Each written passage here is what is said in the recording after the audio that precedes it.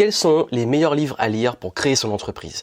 Vous voulez devenir entrepreneur, vous voulez créer votre boîte, quel livre lire en priorité? Bienvenue ici, Johan Yangting pour cette sélection de livres, le top 7 des livres à lire pour créer son entreprise. Si ce n'est pas encore fait, abonnez-vous à la chaîne car chaque semaine, je partage des pépites, des ressources, des livres pour remplir votre cerveau et vous aider dans votre parcours d'entrepreneur, que vous soyez au début, au démarrage ou plus avancé.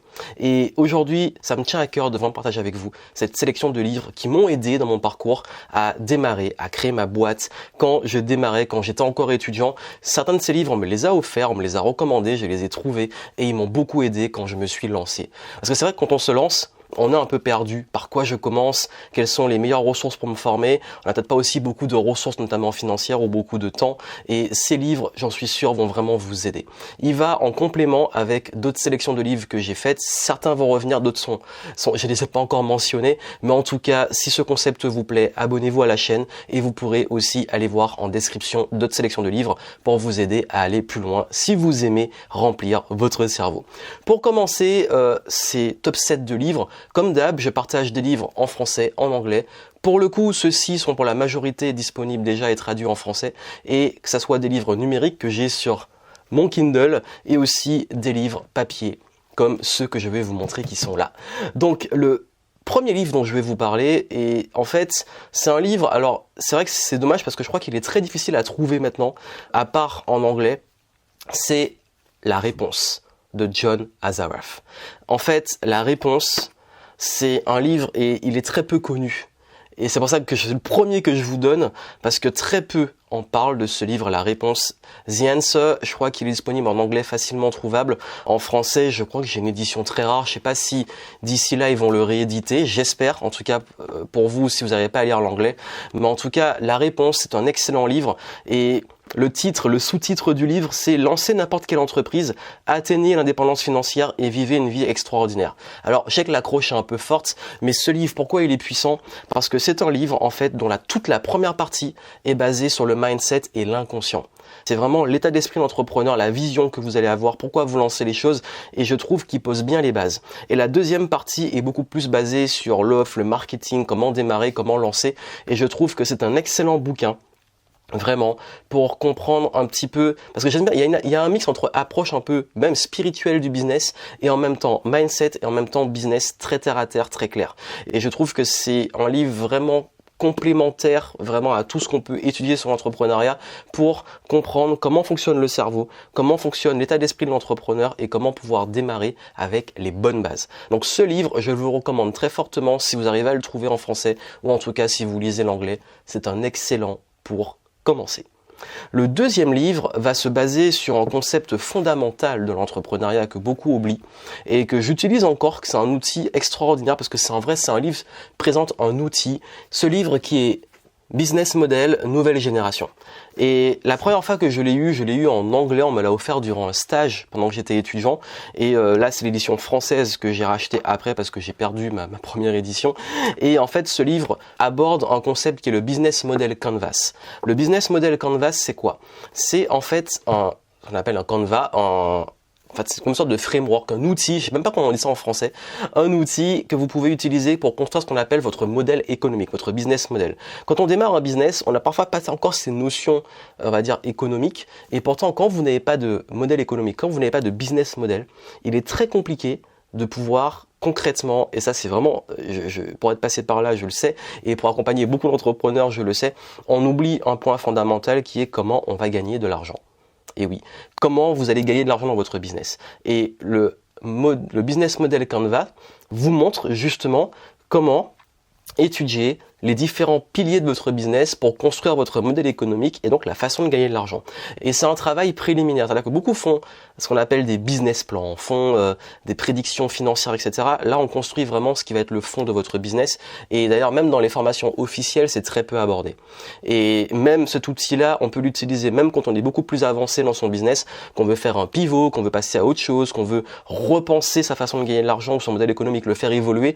Donc, c'est vraiment un livre que je vous recommande si vous voulez comprendre la logique et le fonctionnement d'une entreprise et comment vous voulez construire la façon dont votre business va être rentable, gagner de l'argent et donc comment vous allez pouvoir mettre ça à plat sur papier. Donc, Business Model, nouvelle génération, je vous le recommande fortement. Le troisième livre que je vous recommande, et c'est un livre que j'ai pas sous la main parce que l'édition que j'ai n'est même pas là dans ma bibliothèque. Pourquoi? Parce que je l'ai passé à un ami en ce moment. Enfin souvent, d'ailleurs dans cette série de vidéos que je vous ferai, il y a souvent des livres que je n'ai pas à disposition parce que je prête souvent des livres. C'est l'avantage des livres papier, c'est qu'on peut les prêter. Parfois carrément je les donne, en fait je les donne plus que je les prête parce que j'ai oublié de les récupérer. Mais c'est pas grave parce que c'est des livres qu'on trouve facilement. Et ce livre-là, c'est La semaine de 4 heures.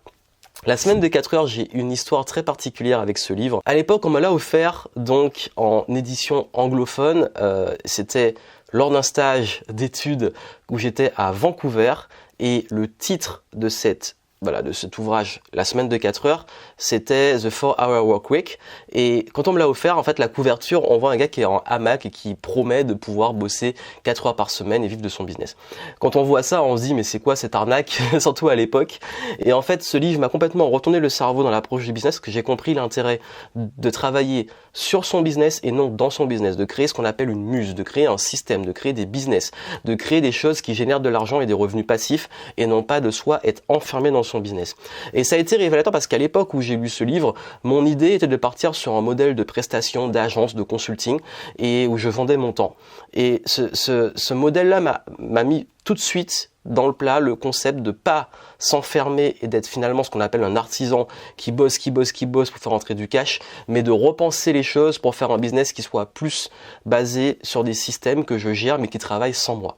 Et c'est grâce à ce livre que j'ai arrêté de vendre mon temps, que j'ai pu pendant des années voyager, être ce qu'on appelle digital nomade. Et derrière le titre ultra accrocheur, parce que d'ailleurs Tim Ferriss, l'auteur du livre, est un gros bosseur, il aborde des concepts d'efficacité, de gestion du temps, de business, etc. qui sont essentiels pour d'entrée vous éviter de faire la majorité des erreurs que font beaucoup d'entrepreneurs qui se retrouvent débordés, sous l'eau, dans l'urgence et souvent en manque d'argent. Donc je vous recommande vraiment de lire La semaine de 4 heures si c'est pas encore fait parce que c'est un livre qui est très recommandé pour le coup mais qui je pense est très important quand on démarre. L'autre livre dont je vais parler, c'est un livre qui n'a absolument rien à voir avec les livres business et qui pourtant pour moi est essentiel. Et quand on me dit Johan, c'est quoi le livre qui t'a le plus marqué dans ton parcours d'entrepreneur? En fait, c'est L'Alchimiste de Paulo Coelho. L'Alchimiste.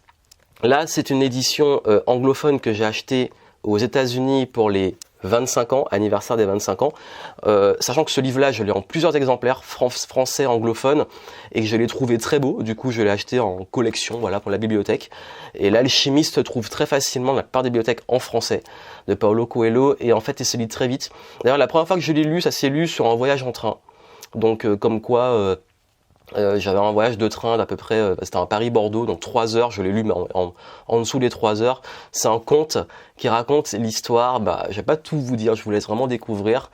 Voilà, c'est le parcours du héros typique, c'est un conte où on a un héros qui part en quête, vous verrez de quoi, et avec la grande métaphore de tout ce qu'il va rencontrer comme péripéties, etc., arriver à destination avec une belle morale qui pour moi est clairement le parcours de l'entrepreneur.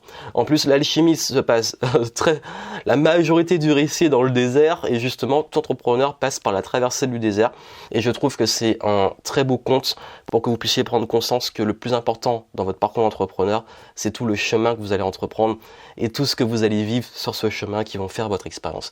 Donc vraiment, L'Alchimiste, je vous recommande fortement de le lire, ne serait-ce que c'est un livre que je relis régulièrement pour vous réaligner quelque part sur ce projet, sur le chemin que vous avez entrepris et pouvoir rester motivé.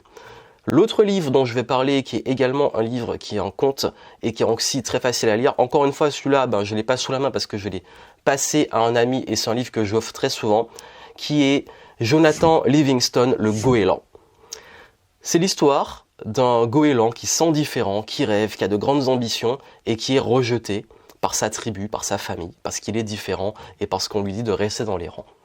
Et le plus grand challenge, et ça je vous parle en expérience et ce que je vois beaucoup avec mes clients, le plus grand challenge des entrepreneurs, c'est le manque de soutien de l'environnement. Et je peux vous garantir que ce livre va vraiment vous faire comprendre ce qu'on peut vivre quand on se lance, quand on a des ambitions, quand on prend une route qui est totalement différente de la plupart des autres. Et je trouve que c'est un super beau récit. Et je vous laisse découvrir, parce qu'encore une fois, c'est des contes tellement courts que si j'en dis trop, je vous spoil toute l'histoire. Mais c'est tellement facile à lire, et tellement agréable, et tellement il va vous créer des déclics dans votre tête, que je vous recommande de lire Jonathan Livingston, Le Goéland, si vous êtes et vous faites partie des personnes qui se sentent différentes et qui ont des ambitions différentes. Parce que quand vous prenez la voie de l'entrepreneuriat, vous prenez une voie qui est différente de la majorité des gens. Pour finir, il y a un livre qui me tient à cœur que j'ai lu à mes tout débuts aussi, quand j'étais dans la phase de justement de toutes ces réflexions sur le business plan, sur quelles sont les étapes pour commencer, etc., qui est The Art of Start de Guy Kawasaki. The Art of Start. L'art de se lancer, l'art de démarrer. Il a été traduit en français depuis, mais je ne sais plus comment il a été traduit. Mais en tout cas, il est disponible en français, j'en suis sûr. Et ce livre vous explique comment démarrer une entreprise. Il est assez ancien, mais je trouve que l'approche est très claire dans les étapes. Alors oui, il parle justement du concept, il revoit le concept de business plan, le concept de financement, le concept de démarrage, le concept de l'offre, etc. Et apporte des très bonnes réflexions sur comment construire votre projet dans ses premières heures. Et comment savoir s'il va être viable, etc. Et il aborde des concepts d'entrepreneuriat qui sont bien parce qu'ils sont aussi entre le classique et la nouvelle génération. Le classique, c'est quoi? Le classique, c'est tout le côté un peu ancien qu'on voit, qui est très scolaire, mais qui est nécessaire pour certains, pour des banques, etc., qui est le business plan, qui est l'étude de marché, etc. Et Nouveau Monde, c'est un livre quand même qui a son âge, maintenant, qui est l'approche beaucoup plus directe de tester tout de suite l'idée, de faire un MVP, de se lancer. Et c'est un peu entre les deux, et ça mixe un peu les deux, et j'adore ça. Et si vous comprenez pas ce que je viens de dire, lisez ce livre et vous allez comprendre justement ces concepts fondamentaux qui vous permettent d'avoir un équilibre entre ce que représente la réalité entrepreneuriale sur le terrain en étant beaucoup mieux qu'un livre entrepreneur pour les nuls que je recommande pas, et en même temps une approche assez new age, nouvelle génération sur la réalité du terrain maintenant de l'entrepreneuriat. Donc vraiment, l'art de se lancer, je vous le recommande. Et pour finir, le dernier livre que je recommande, et celui-là je l'adore, c'est un livre qui est tellement recommandé, dont je parle tellement souvent, qui va vous créer aussi un apport sur l'aspect finance, l'aspect argent. Parce que quand on se lance, il faut être réaliste, il y a l'aspect argent. Ça veut dire quoi? Vous allez devoir gagner de l'argent, vous allez devoir gérer de l'argent, et vous allez devoir penser mindset financier entrepreneur. C'est Père riche, Père pauvre de Robert Kiyosaki. Père riche, Père pauvre, c'est le livre. Ça a été le livre qu'on m'a offert, et quand je l'ai lu, je vous jure, j'ai lu ce livre dans l'avion au retour de mon stage de fin d'études. Je suis rentré et j'ai dit je ne serai jamais salarié de ma vie. Je ne serai jamais salarié de ma vie. Ça a été ma décision en lisant ce livre. Ça a travaillé là dans ma tête. J'étais en mode je me suis endetté pour payer une école de commerce. Ça m'amenait à devenir manager, salarié, peu importe, appelez ça comme vous voulez. Et en lisant ce livre, je me suis dit, en fait, comme si ça m'a donné un gros déclic, une grosse claque pour me dire, ben oui, en fait, tous les questionnements que j'avais, tous ces doutes que j'avais sur mon avenir professionnel, est-ce que je me lance dans l'entrepreneuriat? Est-ce que c'est trop fou? Est-ce que je devrais plutôt être salarié, être raisonnable, etc.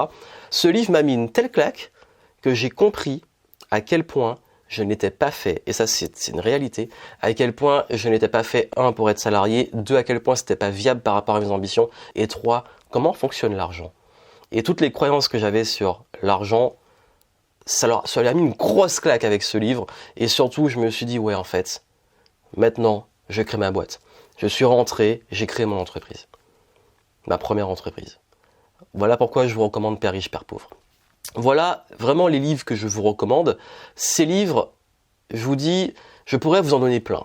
Mais je pense que c'est les livres les plus faciles à lire pour commencer et des livres assez complémentaires pour vous apporter ce qui est le plus important quand on démarre, plus que les différentes étapes, mais vous les aurez dans ces livres. C'est l'état d'esprit et comment ça fonctionne l'entrepreneuriat et comment vous pouvez passer dans l'état d'esprit qu'on est souvent conditionné depuis très jeune sur le modèle de salariat, sur des fonctionnements qui ne sont pas forcément viables qu'on se lance, et surtout face au challenge de l'environnement, les questionnements, les finances, la façon de dans quoi vous vous lancez, comment vous allez gagner de l'argent. Donc je vous recommande vraiment de lire ces livres. Et comme je vous l'ai dit, si vous aimez pouvoir découvrir des pépites, vous avez envie de vous former, d'apprendre, abonnez-vous à la chaîne. Vous avez des conseils régulièrement, vous avez des sélections de livres régulièrement. D'ailleurs, je vous mettrai la playlist de chroniques de livres en descriptif. Et puis surtout, si ça vous plaît, partagez et recommandez ces livres. Et ça me ferait plaisir de savoir en description, vous, quel est peut-être le livre, si vous êtes déjà avancé, qui vous a impacté dans votre parcours d'entrepreneur, et si vous pouvez vous-même recommander des livres qui vous ont aidé, quel que soit votre niveau, pour pouvoir créer votre entreprise, qui vont créer ce déclic ou qui ont contribué. Ça m'intéresse toujours de découvrir et de recommander des nouveaux livres. Plein de succès à vous, je vous souhaite une bonne route, on se retrouve dans les prochaines vidéos, abonnez-vous, à très bientôt.